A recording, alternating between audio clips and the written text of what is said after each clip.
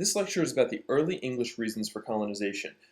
There are two main things that we need to talk about, the first of which requires us to go back to something we talked about last chapter, the Columbian Exchange.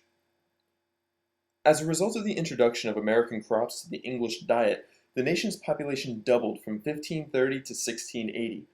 All of those people needed food and clothing and other goods, and because supply stayed the same when demand went so far up, we ended up with inflation.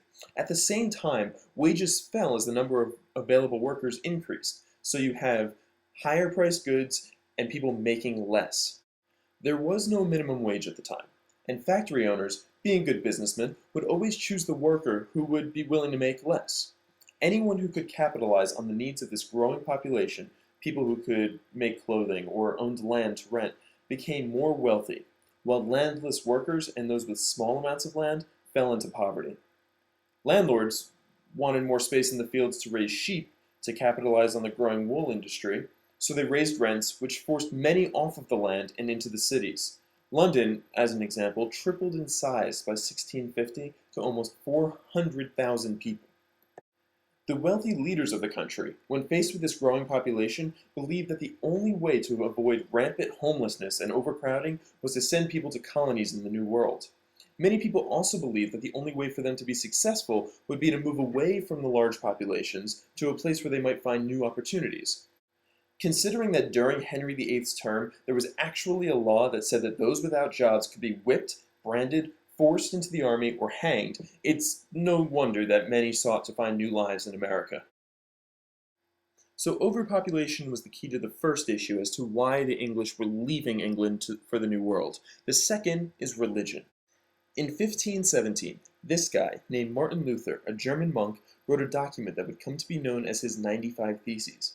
Luther wrote about what he saw as a misunderstanding of biblical teachings. One of his main points regarded the sale of indulgences, which was something that was practiced by Catholic churches across the continent. Agents of the Catholic Church would sell these indulgences to the people, telling them that by buying it, their sins would be forgiven.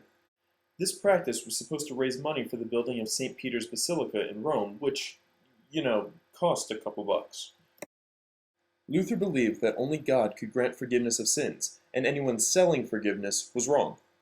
In 1518, Luther's writings were translated into German and copied, and the idea spread throughout Germany.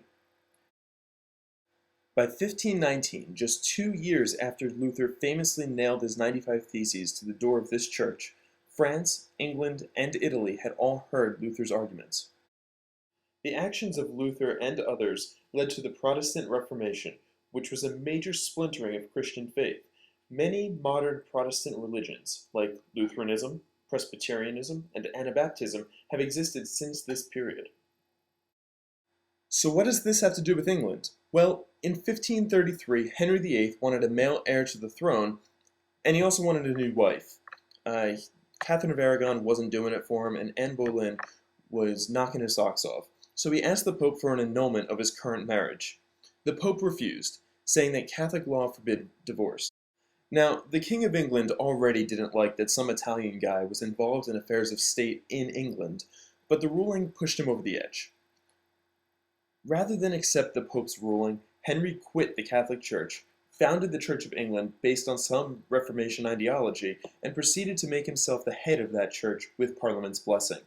Now that he had religion on his side, he granted his own divorce and married Anne Boleyn. Henry's immediate successors, Edward VI and Mary, Queen of Scots, both had trouble defining the Church of England. In fact, Mary tried to make England Catholic again. But her successor, Elizabeth I, who ruled from 1558 to 1603, managed to settle the issue for a time. During her reign, Lutheranism and Calvinism, both of which denied the need for a religious hierarchy like the Church of England, or the Catholic Church for that matter, spread throughout England. Unfortunately, Elizabeth's successors, James I and Charles I, were less tolerant of those non-Anglican churches. In the early 1600s, many Calvinists, Separatists, Presbyterians, and Catholics moved to America in an attempt to avoid religious persecution. Okay, you know the drill at this point.